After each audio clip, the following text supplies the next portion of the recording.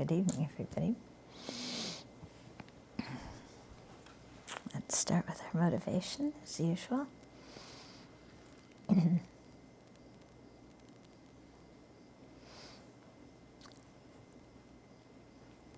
I wonder sometimes when I study a text like this, if Nagarjuna knew that people like us would be studying it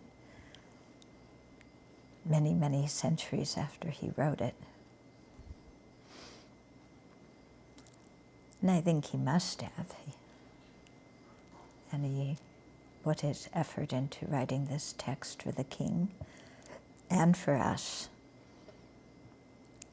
hoping that it would be passed down from generation to generation, and that people would learn it and meditate on it and benefit from it. So, considering that Nagarjuna wrote it for that purpose, and for our full awakening, then let's cultivate our side of the deal and generate that aspiration for full awakening,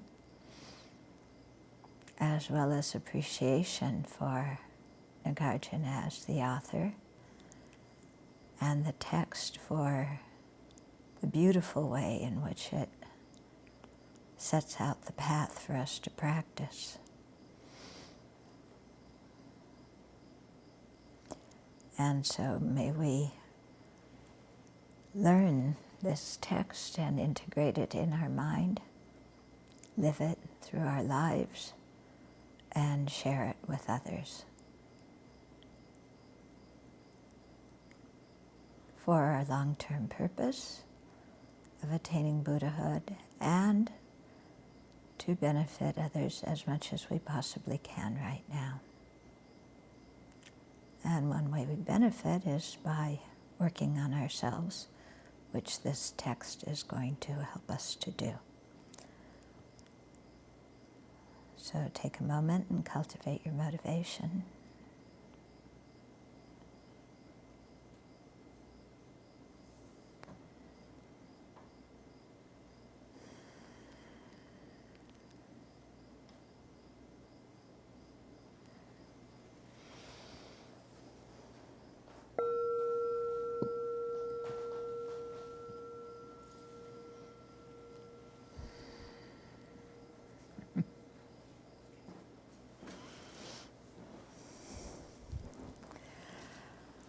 Okay, so last time we were talking about, the time before we were talking about the 16 actions to abandon doing, or the 13 to abandon and the 3 to practice.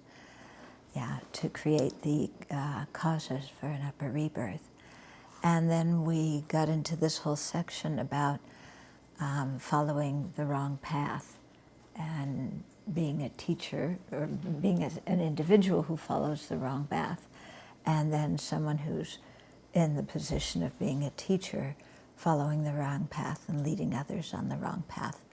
And Nagarjuna gave us the analogy of with all the cows walking together and the head cow, instead of going where the path was nice and clean and easy, walked along the edge of the cliff or walked into the deep jungle. And as a result, not only that cow, but all the other cows got really messed up with the snakes and all sorts of harmful things in the jungle, or they fell off the edge of the cliff or whatever. So really, telling us to be careful of that kind of thing. And then he had also described some of the practices at his time, of the non-Buddhists who did, followed the wrong path. For example, people who did very extreme ascetic practices. Okay, in our day and age, it's the opposite. people don't do very ascetic practices. They do very indulgent practices in the name of practicing Tantra. Yeah, so it's the opposite, but in terms of what they do, but the result is still the same. So to be careful about that kind of thing. Okay, and so having talked about the disadvantages of following the wrong path, now he's going to move into a section of talking about the results of creating, destructive karma. And, because if we're aware of the kinds of results that we will experience as a result of following the wrong path, which prods us to engage in destructive actions, then, we'll be a lot more careful about who we follow and what we do in our lives. Okay, so here we're getting into the section talking about the results of karma. So in general, there's 3 results of karma that happen in future lives, unless the karma is very heavy. If an action is very heavy, then it can be experienced in this lifetime. But ones that aren't so heavy, usually, it's in a future lifetime. So first we have the fruitional result, or it's also translated the ripening or the maturation result, and that's the rebirth that we take. And then the second one is called the causally concordant result, and that is when we're born human, what we experience as a result of doing the action. And that has 2 branches to it, the causally concordant result. One is the causally concordant result in terms of our experience, which is that we experience something similar to what we caused other people to experience. And then the other part of that is the causally concordant result, that is in terms of our behavior, which is the habit to do the action again. Okay, and then the third result is the environmental result, which is to be born in a certain kind of environment, and experience certain things in the environment. So we're on verse 14, and the outline here is for the causally concordant results of non-virtue. Okay, so of course there's causally concordant results of virtue as well, but he's going to tell us the non-virtuous first. So it says, due to killing, one is born with a short lifespan. Due to violence, one encounters much torment. Due to stealing, one becomes impoverished. Due to adultery, one has enemies. Okay, so if we follow wrong paths and engage in aberrant practices and behaviors, or even if we try and follow the correct path, but we're slack off and we're lazy or we're negligent, then we will create lots of destructive actions. And then these are the kind of results that we will experience if we have created complete actions. So complete actions, you can describe them, sometimes they do it in terms of 3 parts, sometimes in terms of 4 parts. Here we're going to do it in terms of 3, but the meaning is the same. So the first part is the preparation. So identifying the object, having the intention to do the action, having an afflicted mind, so all of the preparation, what comes before doing the action. And then the second part is the actual action. And then the third part is finishing the action and rejoicing about it afterwards. Okay, so in order to get all of 3 results, you have to have actions with all 3 of these parts complete. If part of it is missing, then it's not a complete action. So for example, you set out to to kill the wasps, and so you have the motivation, and but then before you could go do it, then somebody says, "Come eat pancakes." You go and eat pancakes, and then you forget about killing the wasp, so it doesn't get done. Okay, so that's not a complete action because you're missing the actual action and the completion of the action. Okay, or let's say you had the intention to go kill the wasp. The person making the pancakes, overslept, so you got involved in killing the wasps and spraying the stuff and everything, and then you heard the call for pancakes and you left. So you didn't have a chance to do a really good job of it.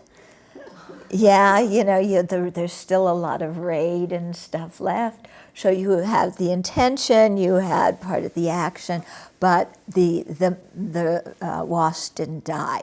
So that's still incomplete. Okay?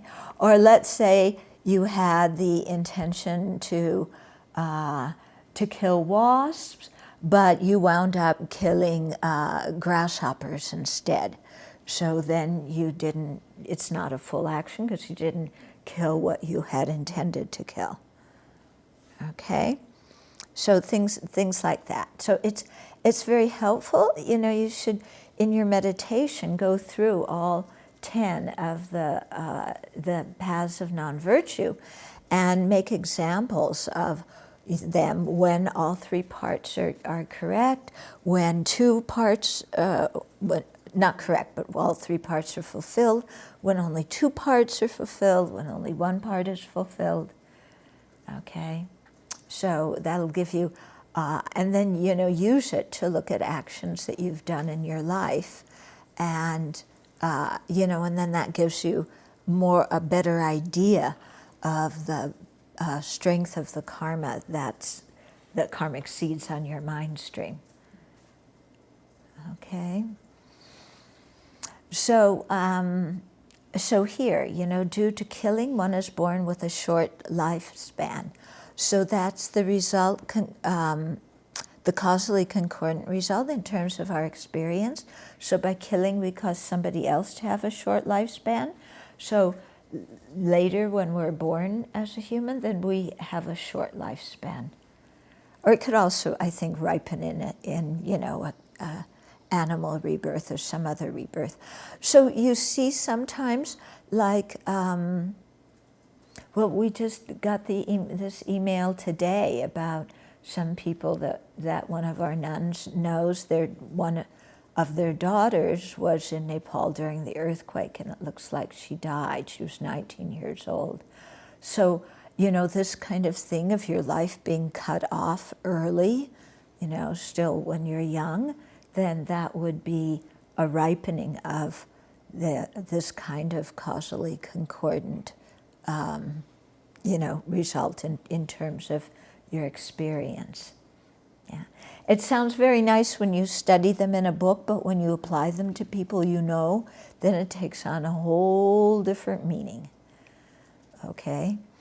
Then due to violence, one encounters much torment.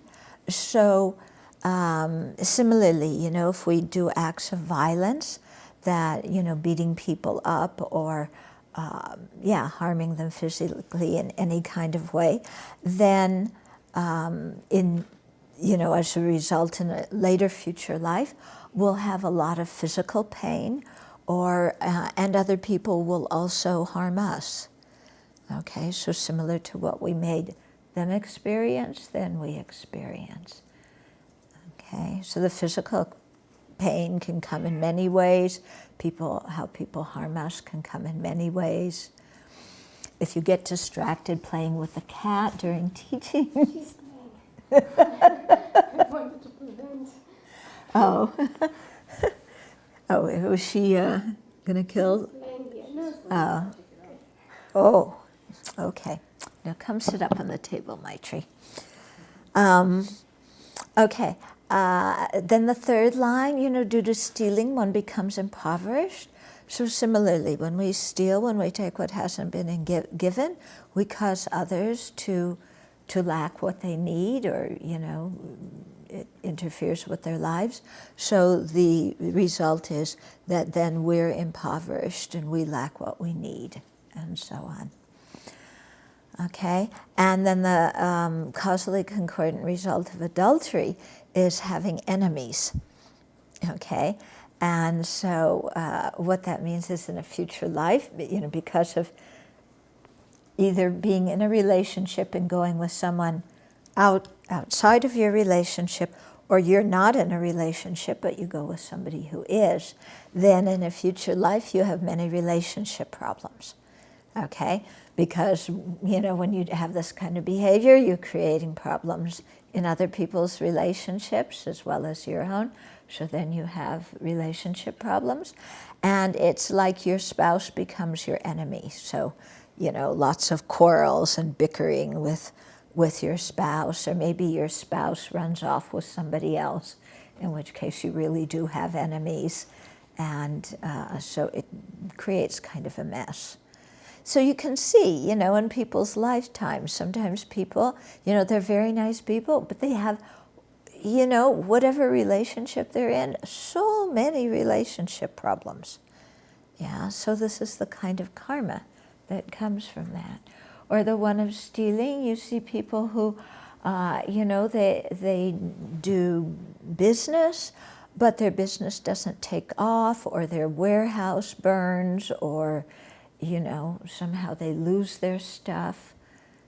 Yeah, so this kind of thing, okay?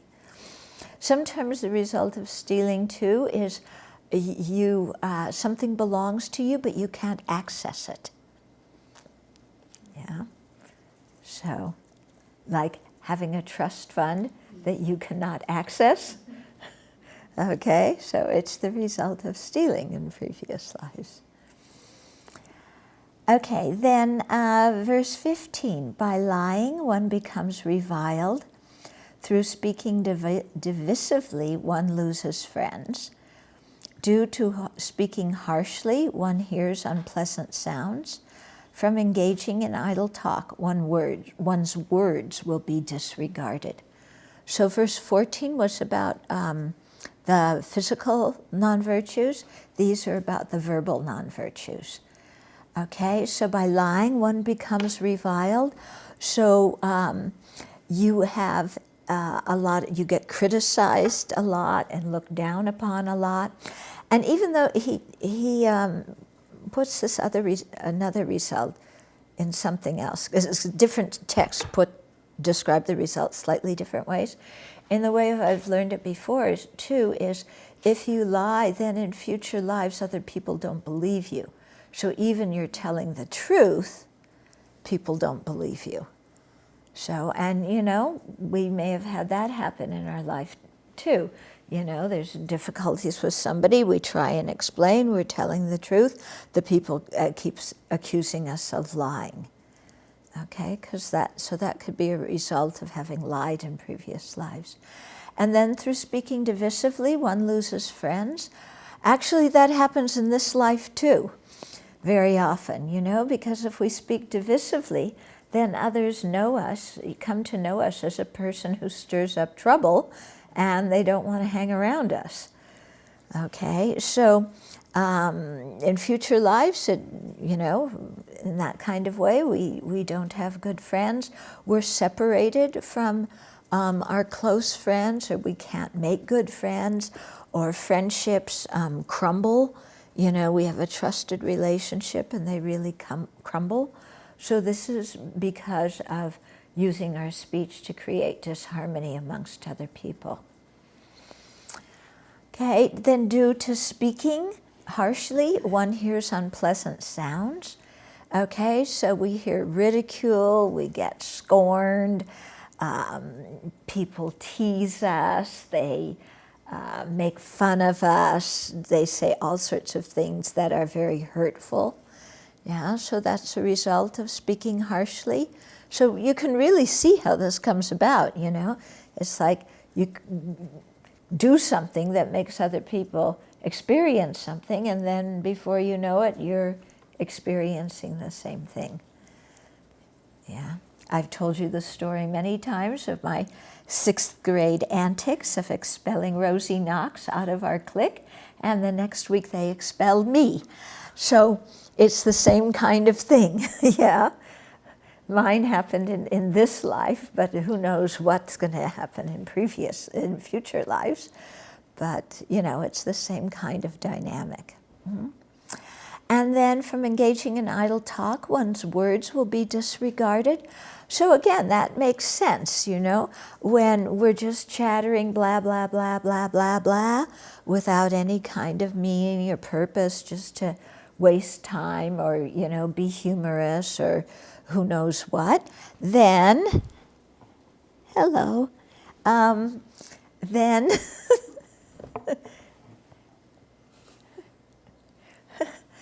then, you know, in future lives, we just hear all sorts of nonsense, you know, and even we express our, you know, we have an opinion and we share something and we have a good idea, people disregard it, you know, in other words, because we did a lot of idle talk and wasted other people's time, then as a result, everything we, you know, so much of what we say in a future life, people will disregard because, again, they'll think we're wasting their time, okay?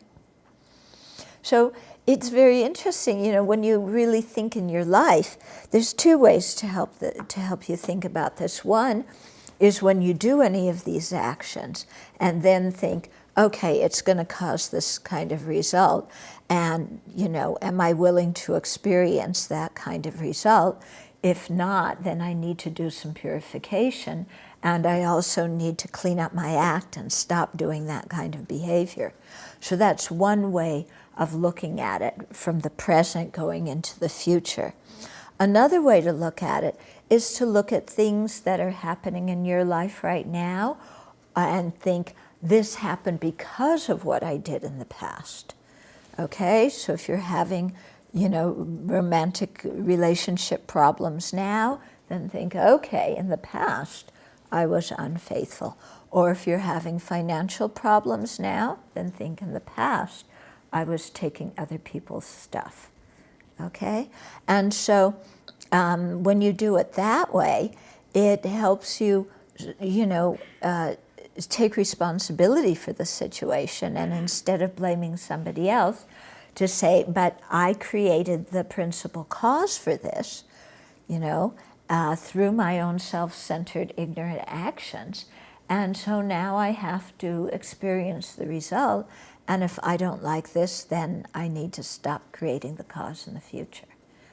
Okay, so meditating on all of these, you know, and going through them in depth is really very helpful for encouraging us to change our behavior. Yeah, and so if we have some bad habits that we're having difficulty, you know, letting go of, thinking of the result of them can really help us let go, because, you know, you think of what the results are like, and it's like, I don't want that. And so it can be very helpful, you know, looking at your friends' lives. Also, when you read the newspaper, or if you watch some kind of program, and you look at what people are experiencing, and then you think of the kind of karma they created to experience that. Or you look at what they're doing right now, and then you think, you know, that's what kind of result they're going to experience in the future. If you do that, then reading the newspaper becomes an excellent Lam-Rim teaching, okay? Or you watch a movie, and it becomes a, you know, quite a good Lam-Rim teaching for you.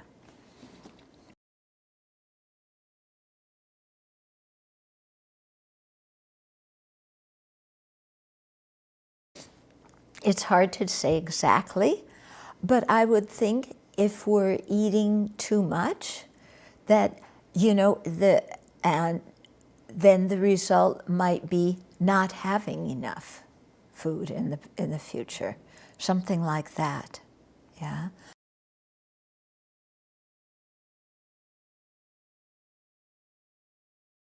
Yeah, for sure.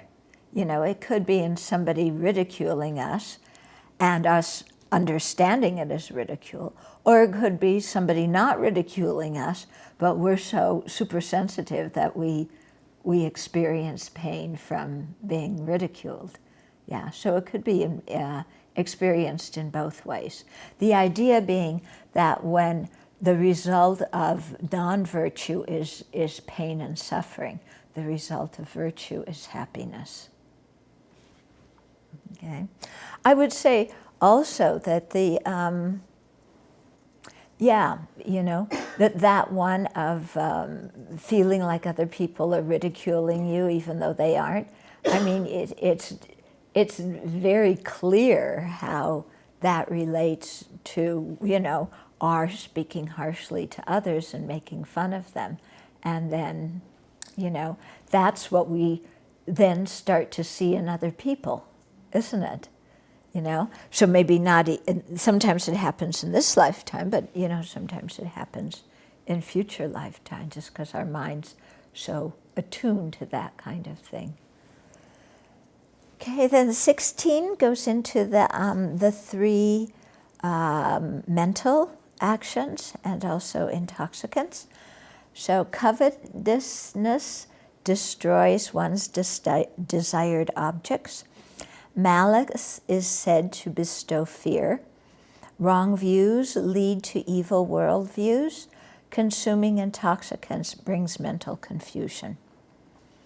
Okay, so the causally concordant result of covetousness, which is kind of what you're saying, except you acted it out. It wasn't just the covetousness is the mind desiring things, but you're not necessarily acting out, you know, but in your example you were.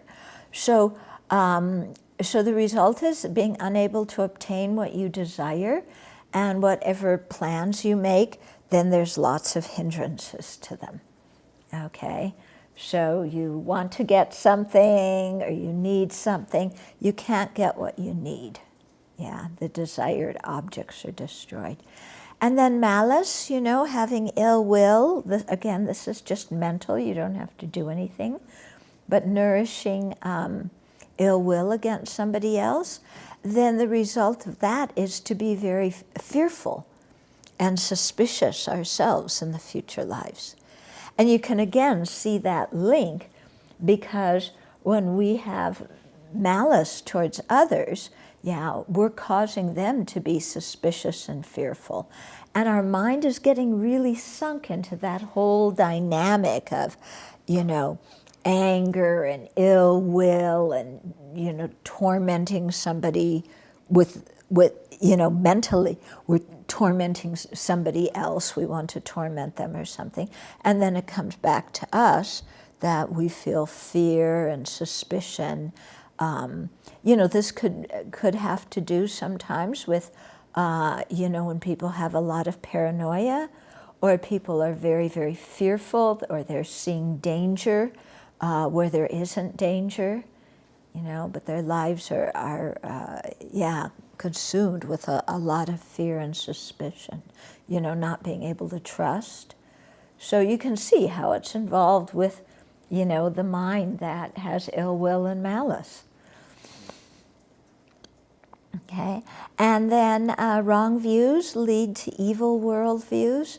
So when we cultivate wrong views in this lifetime, then you know, or we're interested in wrong views, wrong doctrines and stuff like that, then in future lifetimes, we're again very susceptible to having these kind of wrong views, or we're interested in them.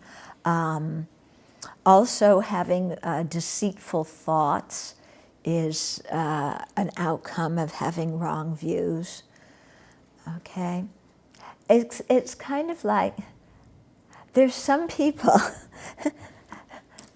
that, I was thinking about this because a similar situation happened recently, where you give somebody advice like, you know, kind of, this is a wrong view, or this is a practice that shouldn't be done, or da-da-da-da-da, And some people, their minds are such that as soon as they hear don't do it, then they become very interested. Yeah. Oh, what's that practice I shouldn't do? What's that view I shouldn't think about? What's that teacher that's kind of, then all of a sudden they get so interested. Okay? And then, kind of, I don't know what it is, but they get more and more into having wrong views. Okay? And then consuming intoxicants brings mental confusion. So that happens this lifetime and future lifetimes. Yes, instantaneously. Yeah, but also you take intoxicants, it brings your mental confusion right now. But then in future lives, even you don't take intoxicants, you're going to have a very difficult time thinking clearly. Yeah, as a result of, you can see when you nourish the attitude that likes zoning out and likes, being in la-la land, yeah, then that you're going to have that kind of mentality in a future life too as a result of it. Yeah, which is really sad because then, at that time, maybe you meet the Dharma and you really want to practice, but your mind is quite foggy. Okay, so I already talked about how the causally concordant result has two parts. Yeah, the one that in terms of our experience, which I just got done describing, and then the one in terms of our habitual actions. So it's very helpful, to think about that, because the one about the causally concordant result in terms of our habitual behavior, that actually is the most deadly of all of the results. Yeah. Now you might say, but why? Isn't the fruitional result, let's say you're born in hell, isn't that the worst thing that could happen to you, the worst karmic result? Actually not, okay? Because if you have an unfortunate rebirth, you're born in that realm corresponding to the kind of karma. And when that karma is exhausted, that rebirth ends and finished. That karma is used up. Yeah, your suffering is now in the past, and that your mind is no longer obscured by that kind of karma. Okay, it fruited and it's over. The difficulty with this one of the causally concordant one in terms of our behavior is that it makes us do the same action again in the future.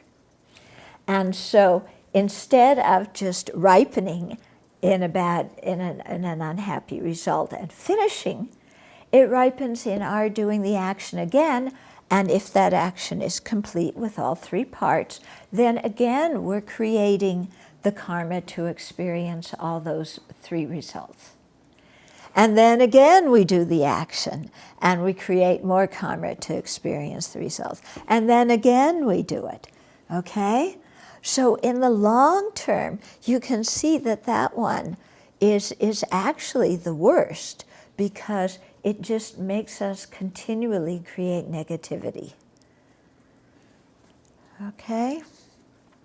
And so it's very important, to put our energy into purification, and that's why the teachers all, advise that we do purification on a daily basis.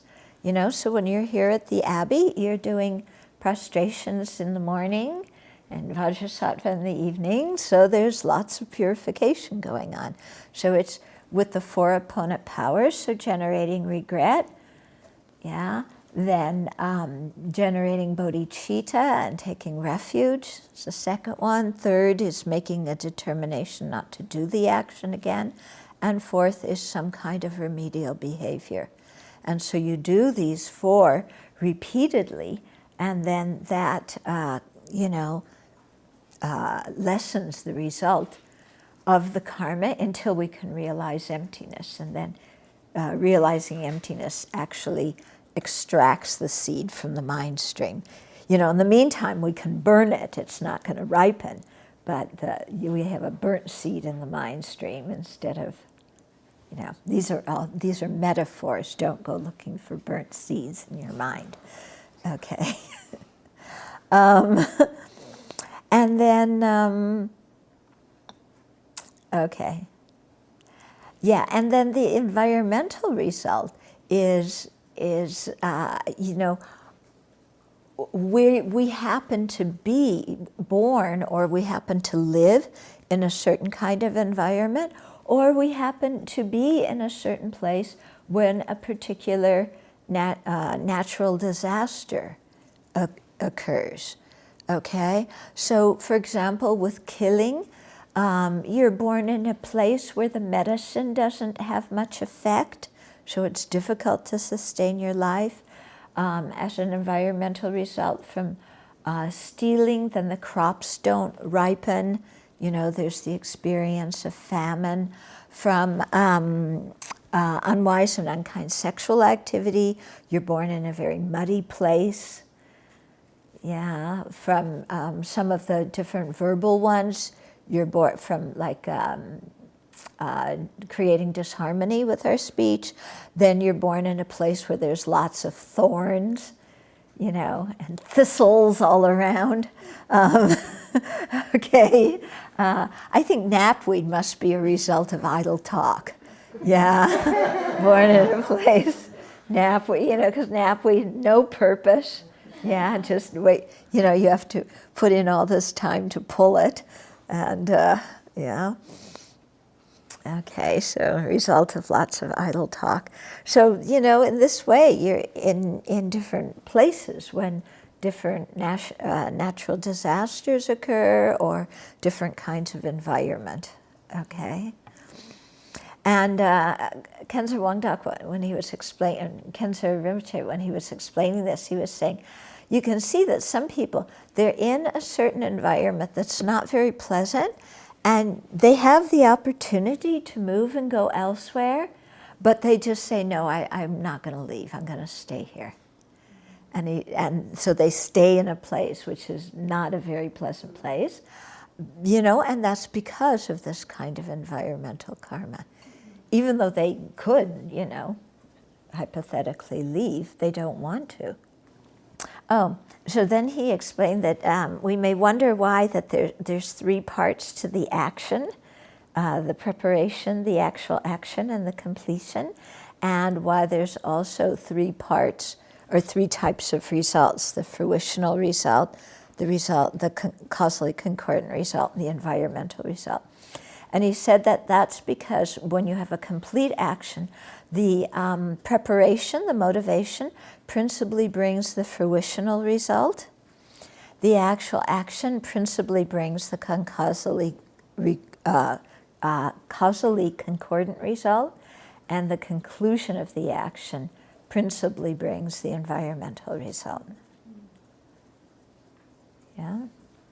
So here, when we say that our motivation is the most powerful thing, in determining the karma, yeah. So here it's linked with the fruitional result, the first thing.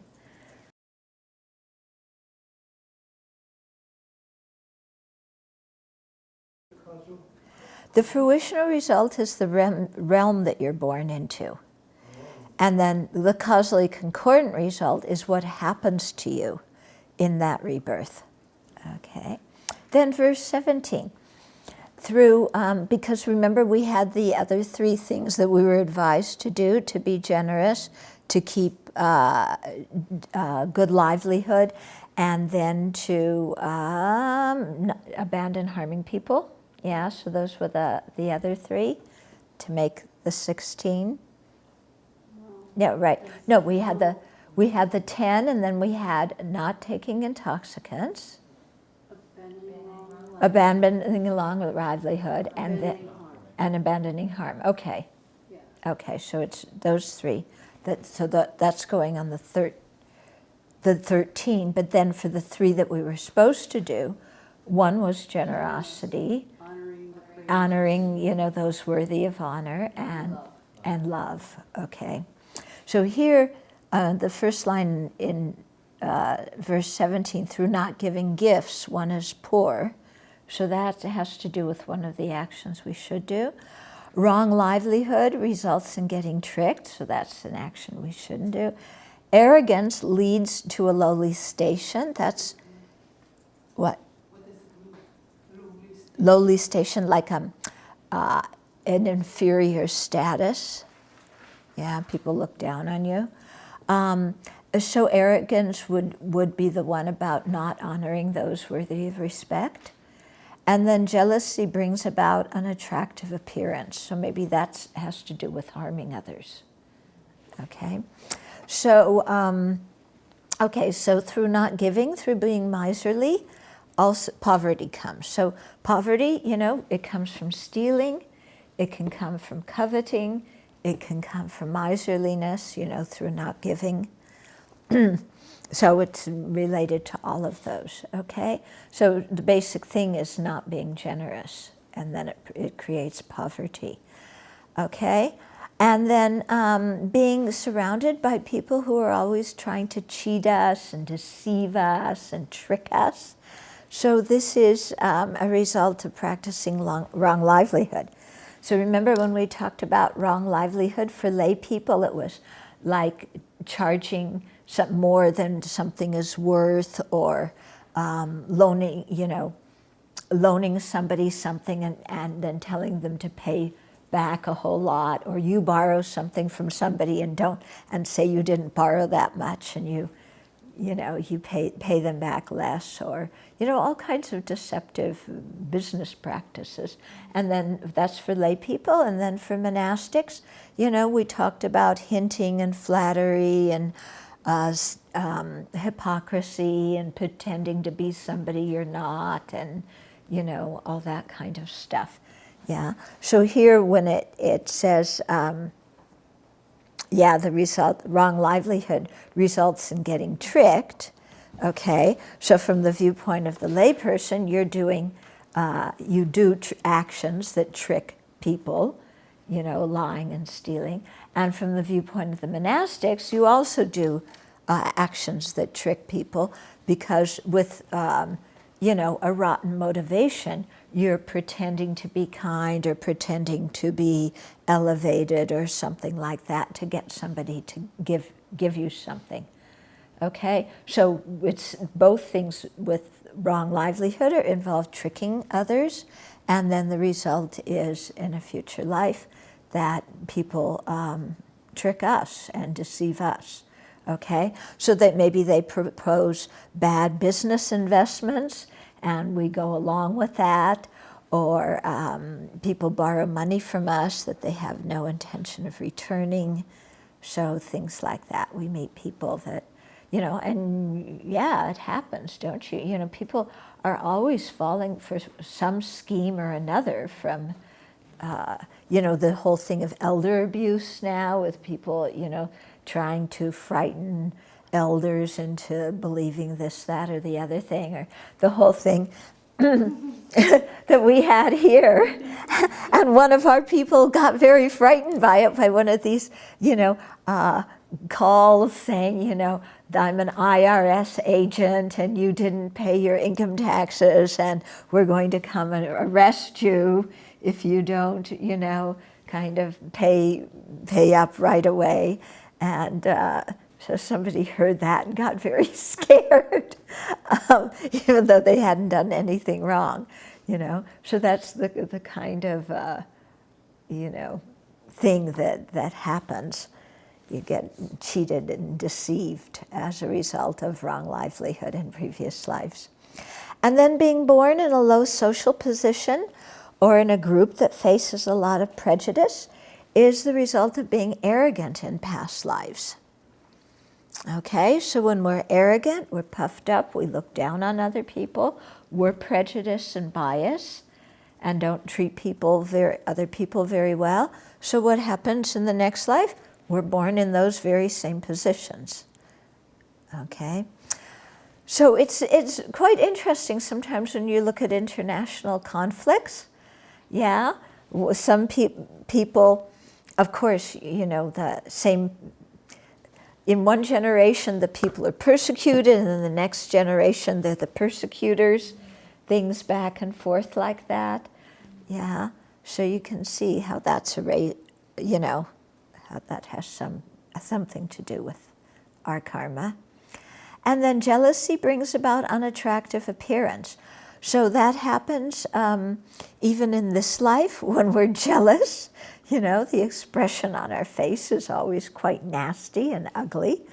And so it also ripens in our body, being quite feeble, lacking vitality. We're not very attractive.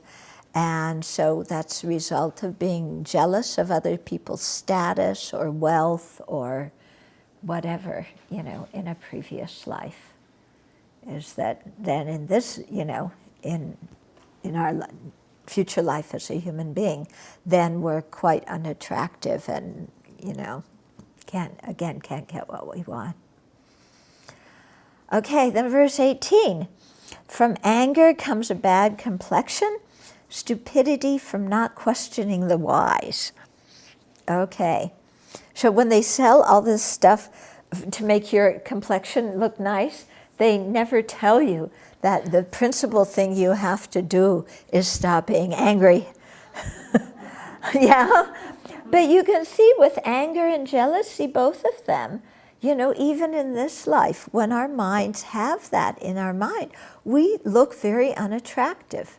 I mean, if you see a person who's angry, even they're not saying anything, do you want to go be near them?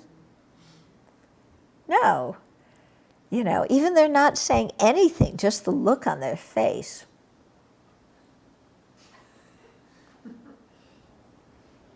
You know, or even they say hello, hello. You know, anything. Then it's like, I think I'm going the other direction. Yeah?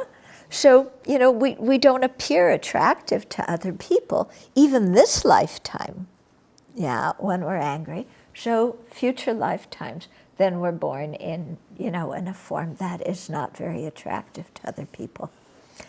Then stupidity comes from not questioning the wise. So somebody asked about this. What was the situation recently? Somebody asked. Oh, right, yeah. How do you create the karma to be interested in the teachings?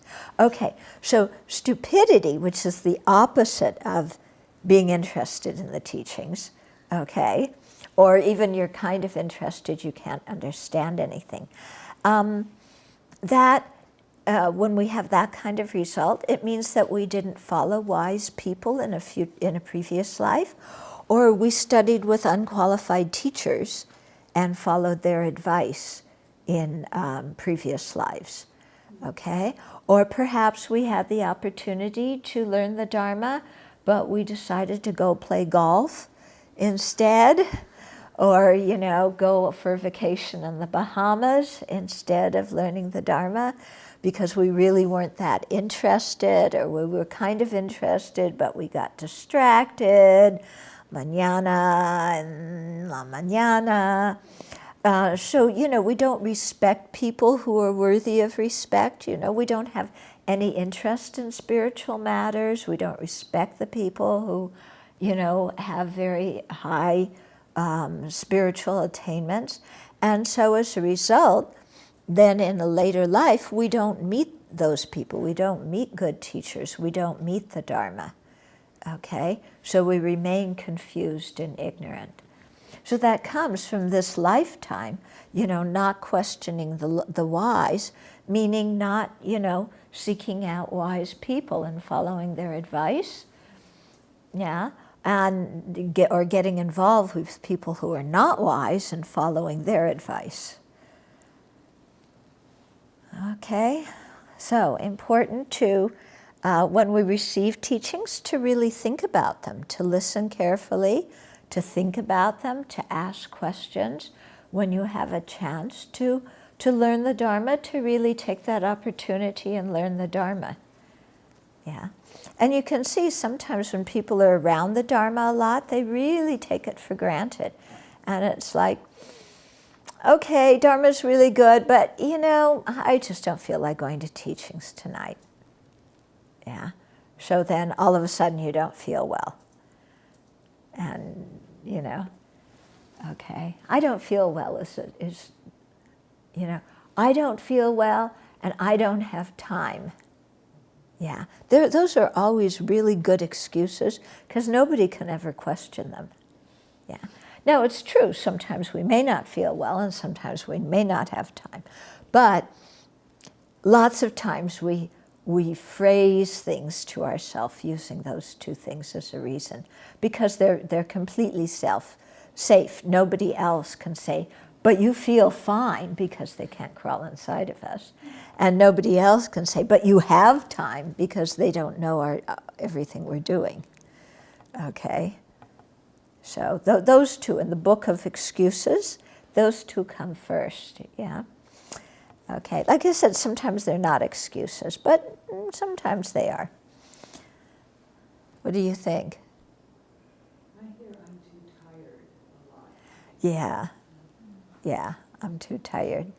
Yeah, I'm too tired, I don't feel well. Yeah. You can't question it. Yeah, you can't question it. Yeah. So one of my teachers used to say, yeah, when it comes to going to Dharma things, you're way too tired. When it comes to gossiping with your friends, you can stay up all night. It's true. It's true. Okay, then 18, verse 18, C and D, the last two lines. This is talking about the fruitional result, which is result in the lower rebirth. So Nagarjuna says, these are the effects when one is born as a human, but prior to all of them is a bad rebirth. Okay, so when he said these, he's meaning the results, the causally concordant results. So those you experience when you're born as a human. Yeah, it could happen in other rebirths too. But prior to having that result happen, you usually have the fruitional result. So if you have a full, complete action, the first result is the fruitional one that comes about. Okay, so the Yogacarya Bhumi says that when, this is a text, the Chinese say it's by Maitreya and the Tibetans say it's by a Sangha. But a Sangha and Maitreya are teacher and student, so hopefully they don't get jealous of one another when somebody else is credited with the text. Can you just hear one of them saying, a Sangha, you're getting credited with writing that stupendous text, and it was mine. Yeah, isn't it nice that that kind of stuff doesn't happen with holy beings? I would think it would be the opposite. No, you take the credit. No, you take the credit. No, you take the credit. Yeah, right. Yes, yes. Always wanting to give the credit to somebody else. Okay, so Yogacarya Bhumi talks about if an action has a very strong motivation, then one's born in the hellish realms. If you have a medium strength motivation, you're born as a hungry ghost. And if you have a weaker motivation, you're born as an animal. Okay, so that's just speaking in general, because of course it depends on what the action is, how it was done, if it's naturally negative or not. Yeah, so this is just a general speaking. But in that way of thinking, the lowest or most suffering rebirth would be the hells, then the hungry ghosts, and then the weakest would be the animals. Okay? In the Sutra of the 10 Grounds, which is one of the Mahayana sutras, it's also one of the sutras in the Avatamsaka Sutra, which is a really big sutra.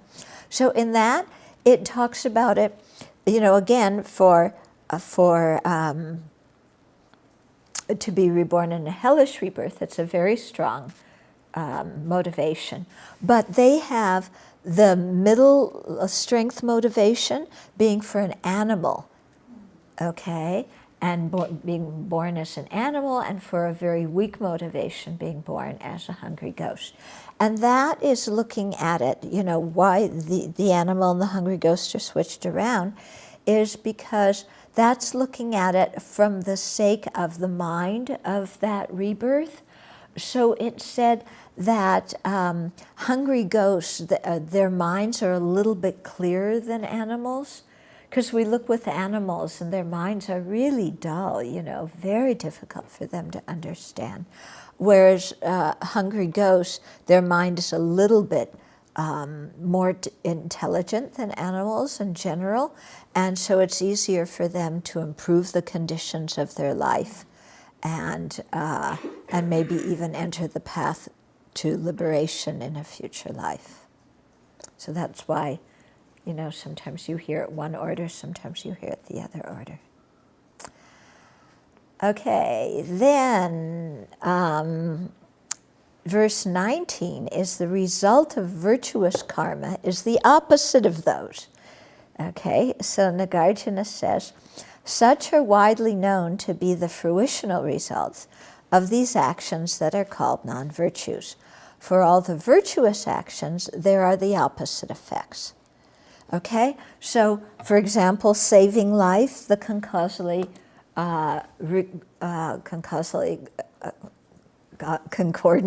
it's hard to say again and again, result is to have a long life oneself.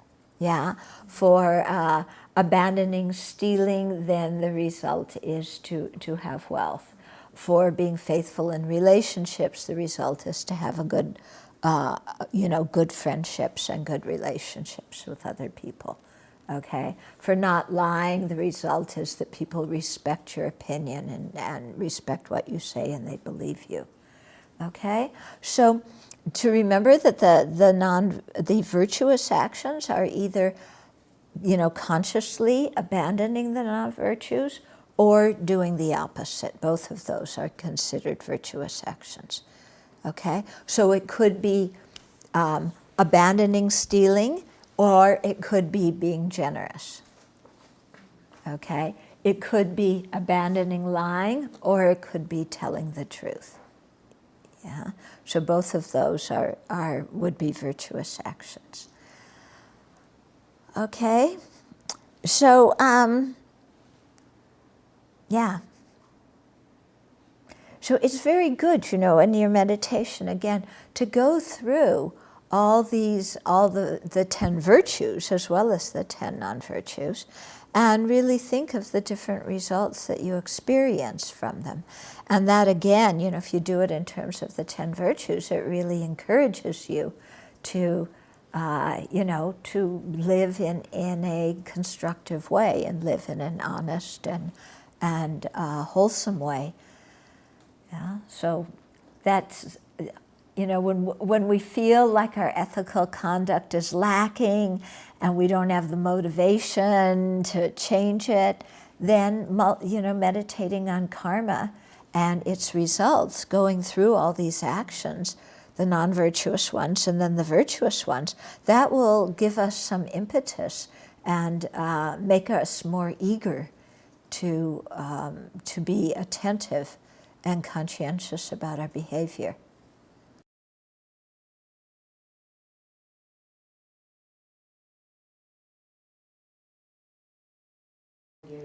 Right, right. Double whammy. Yeah, that's for all of them. Yeah, and actually triple whammy because you have the environmental result too.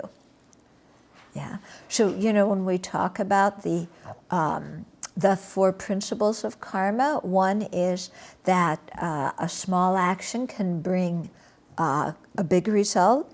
So this is a good example of it. One action then brings multiple results.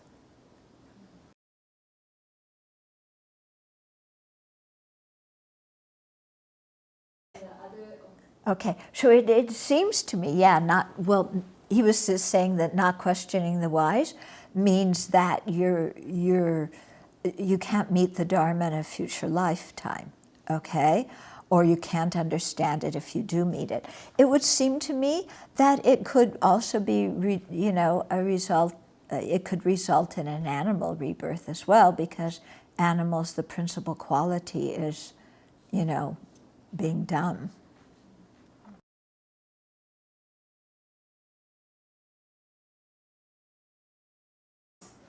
Yes, I think that's a good idea. Yeah? And when you ask a question, have the question clear in your mind and make it very succinct.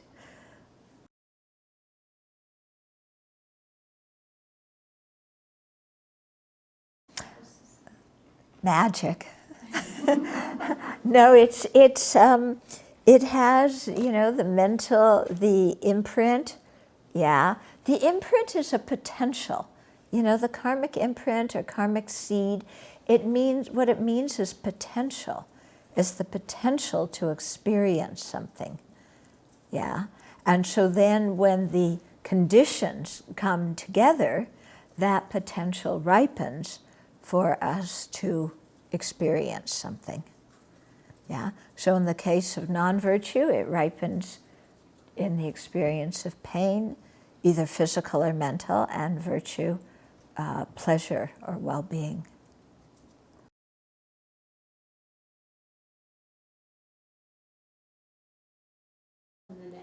Yeah, sometimes it's like that. You know, in one lifetime you steal and you're generous, and then in a future lifetime you're born wealthy, but then you lose it. Yeah, so that certainly could happen. Or sometimes, you know, the generosity can, like if you're deliberately trying to purify your karma, and you know that you've been very stingy, and you say, you know, as the four opponent powers, the last one is a remedial action. So you say, as you know, the remedial action, I'm going to make offerings to the 3 jewels, or I'm going to make offerings to charities, or to support, you know, hospitals or whatever. Then in that way it can help to purify and cancel out, you can say, the karma from stealing. What you referred to earlier as burnt seeds? Yeah, either, you know, if you purify very continuously, then the seed gets kind of burnt. Otherwise, if your purification isn't so strong, then the karma is still there. It can ripen, but the result won't be as strong, or the result won't last as long, or the result won't come so soon, so you have more time to do more purification. Ah, okay. So to make up for it, somebody who used to shoplift, then when he realized that wasn't so good, then when the price was high, he would go back to the same store and buy it. Yeah. Okay. Yeah, so it seems like unequal, that generosity should be more weightier than just refraining from stealing.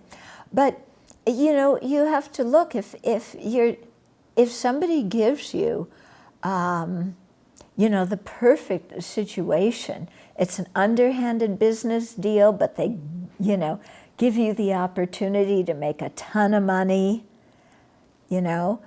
I mean, many people are very taken by that. And to restrain from doing that takes a lot of sacrifice, you know, I mean, a sacrifice of one's worldly pleasure. Whereas for that same person, you know, giving $10 may not be a big deal. Okay? So it you know, it depends on the situation of it. Yeah. Oh yeah. All the things, you know, the climate change, the wars and famines and things, the floods, the earthquakes, you know, these things, it's not that karma causes these things, because these things have their own physical laws that make them happen, but karma causes us to be there when those things happen.